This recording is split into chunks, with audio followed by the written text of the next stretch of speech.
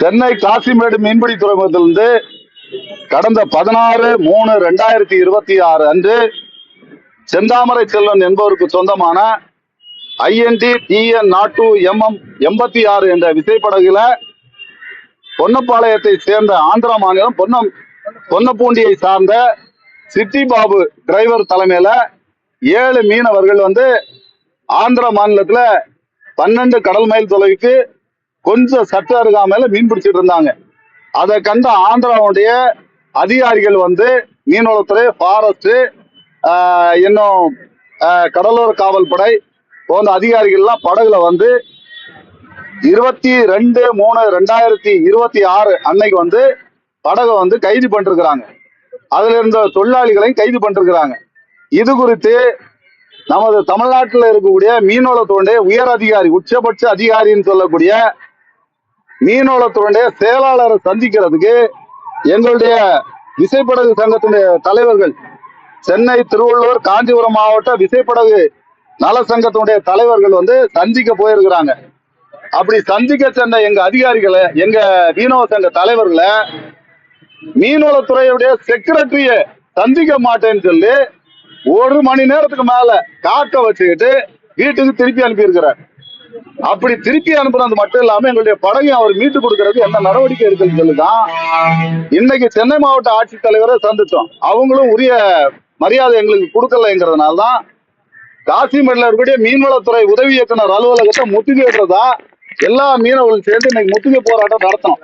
அப்போ ராயபுரத்தினுடைய ஏசி தலைமையில ஒரு பேச்சுவார்த்தை நடத்தி, உங்களை அவமரியாதை செய்த அதிகாரி, அதாவது நீங்க சொல்லக்கூடிய உச்சபட்ச அதிகாரி மீனவளத்துறையுடைய செக்ரட்டரி உங்களுடைய பேச்சுவார்த்தைக்கு அழைக்கிறாரு, வாங்க நான் கூட்டு போறேன்னு சொல்லி இப்போ எங்களுடைய விசைப்படகு சங்கத்தினுடைய தலைவர்களை அழைச்சிட்டு போயிருக்காங்க. சென்னை, திருவள்ளூர், காஞ்சிபுரம் மாவட்ட விசைப்படகு மீனவர் நல சங்கத்தினுடைய தலைவர்களை இப்போ அழைச்சிட்டு போயிருக்கிறாங்க.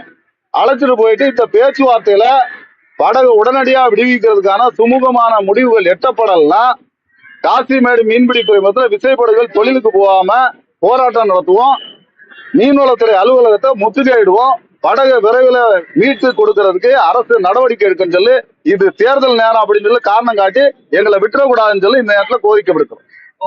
செயலாளரும் மாற்றப்படுவாருங்கிறது இதுல இருந்து தெரிஞ்சுக்கலாம். நீங்க என் போட்டு 16ஆம் தேதி இந்த மாசம் 16ஆம் தேதி தொழில் போச்சு. 22ஆம் தேதி சாயந்தரப்போ ஆந்திரா ரிசர்வ் டிபார்ட்மெண்ட்ல என் போட்டை பிடிச்சிட்டாங்க. பிடிச்ச பிறகு அதுல போனவங்க ஃபுல்லாவே அந்த ஊரை சேர்ந்த பொன்னப்பூண்டி, ஆந்திரா மாநிலத்தில் உள்ள பொன்னப்பூண்டியை சேர்ந்த டிரைவர் தான் 7 பேர் போனாங்க. 7 பேருமே ஆந்திராக்காரங்க தான். அவங்க போட் எடுத்துட்டு போயிட்டு அங்க பல்லுக்கும் போது 22 பாவத்துல இவங்க பிடிச்சிட்டாங்கன்னு என்கிட்ட டிரைவர் என்கிட்ட சொன்னாப்ல.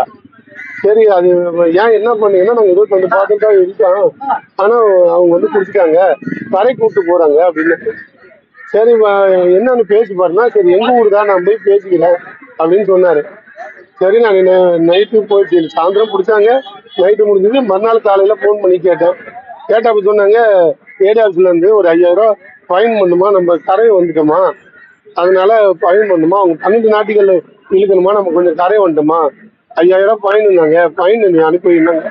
அவங்க ஒரு நம்பர் கொடுத்தாங்க, ஏடிஆர்ஸ் நம்பரு. அதுக்கு நான் பணத்தை போட்டேன். போட்டு முடிச்ச உடனே சரி போட்டு எடுந்தேன். இல்லை, அவங்க போய் பில்லை கொடுத்தாங்க, போலீஸை கூப்பிட்டு போறாங்க, அவங்க பில்லை கொடுத்தாங்கன்னு நான் எடுத்துருவோம்னு டிரைவர் சொன்னார். அதன் பிறகு ஒரு நேரம் கழிச்சு பார்த்தா போலீஸ் சொல்றாங்க, ஒரு பெரிய அதிகாரி மட்டுமா அதை போட்டோ எடுக்கணுமா, போட்டோ எடுத்த பிறகுதான் போட்டோ அனுப்பணும்னு சொல்லி சொன்னாங்க. அப்படியே கொஞ்ச நேரமே ரொம்ப சாயந்தரம் ஆயிடுச்சு.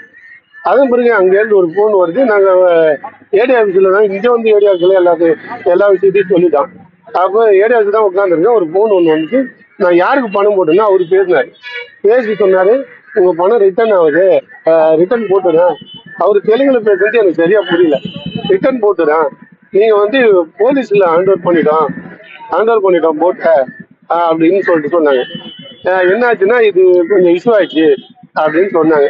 மறுநாள் ஏடி சார் எல்லாரையும் கூப்பிட்டோம். இல்லை நீங்கள் அசோசியேஷனும் ஓனர் மட்டும் போய் பார்த்துட்டு வந்தாங்க. அப்புறம் நானும் ஒரு அசோசியேஷன் தேசம் கூட வந்தார். 2 பேரும் போனோம். போன உடனே ஏடிக்கிட்ட அங்க எல்லார்கிட்டையும் பேசணும். அதன் பிறகு அங்கிருந்து ஒரு லெட்டர் கேட்டாங்க. டேரக்டர் வந்து டேரக்டர் பேச சொல்றாங்க. அவங்க 2 பேரும் பேசுனாங்க. பேசுனதெல்லாம் முடியாதுன்னு ஜேடி என்ன சொல்லிட்டாங்க, நீ ஒரு லெட்டர் தான் எனக்கு வந்து ஹெட் ஆஃபீஸ்க்கு அனுப்பணும்னு சொன்னாங்க. அவங்க திரும்ப அந்த லெட்டர் இங்க சொல்லி இங்க ஏடி சங்க தலைவர் எல்லாருமே சேர்ந்து அந்த லெட்டர் வந்து சேர்ந்து மணி 7 பிறகு சொன்னாங்க லெட்டர் வந்துச்சு, எல்லாத்தையும் ப்ரிப்பேர் பண்ணாங்க. லெட்டர் வந்துச்சு, ஆனா உள்ள மீன் வந்து 1000 ரூபாய் மீன் இருந்தா 5000 ரூபாய் ஃபைனு. அது மாதிரி 1 லட்சம் மீன் இருந்தா நீ 5 லட்சம் கட்டுனாங்க. சரி மேடம்னு சொல்லிட்டேன். சரி அப்படின்னா நீ வந்து டைம் ஆச்சு, மணி 9 ஆச்சு, நீங்க போய் ரூம்ல இருங்க, இருந்துட்டு காலையில 10 மணிக்கு வாங்கன்னு சொன்னாங்க. நாங்க சரி நாங்க எல்லாம் ரூமுக்கு அங்கேயே ஆந்திராவிலே ரூமுக்கு போயிட்டோம். காலையில வந்தோம் 10 மணிக்கு. அதுக்குள்ளே டிரைவர் வந்து போட்ல இருந்தவரு போன் அடிச்சாரு, இங்க ஸ்டேடியம் எல்லாம் நிறைய ஆபீசர் வந்திருக்காங்க. வந்து அவங்க மீன் எல்லாம் எடுத்துக்கிட்டாங்க.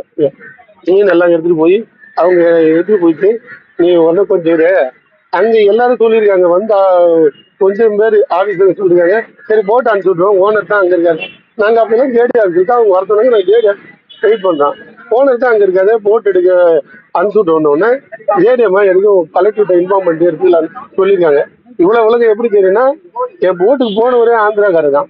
அவங்க தெலுங்குல பேசுறத கேட்டுட்டு தான் எனக்கு ஃபோன் பண்ணி சொன்னாரு, ஜேடிஎம்மா மட்டும் தான் ஒத்துக்க மாட்டாங்க அப்படின்னாரு. நாங்க அங்கேயே வெயிட் பண்ணோம். வந்தாங்க. அப்புறம் வந்துட்டு அவங்க கலெக்டர் மீட்டிங் போறேன் போயிட்டு வந்தவங்க இல்ல போட்டு அனுப்ப முடியாது அப்படின்னு சொல்லிட்டாங்க. அது எதுக்காகன்னா அவங்க வந்து 12 ஆர்டிகல்களை இழுக்கணுமா, அது எங்களுக்கு கண்டிப்பா தெரியாது. ஆந்திராவில் போட்ட சட்டம் எங்களுக்கு தெரியாது. நாங்களும் அந்த போட்டுக்கு போகல. ஆந்திராக்காரன் அந்த ஊருக்காரன் எங்க போட்டாங்களோ அந்த ஊருக்காரன் தான் போறாரு.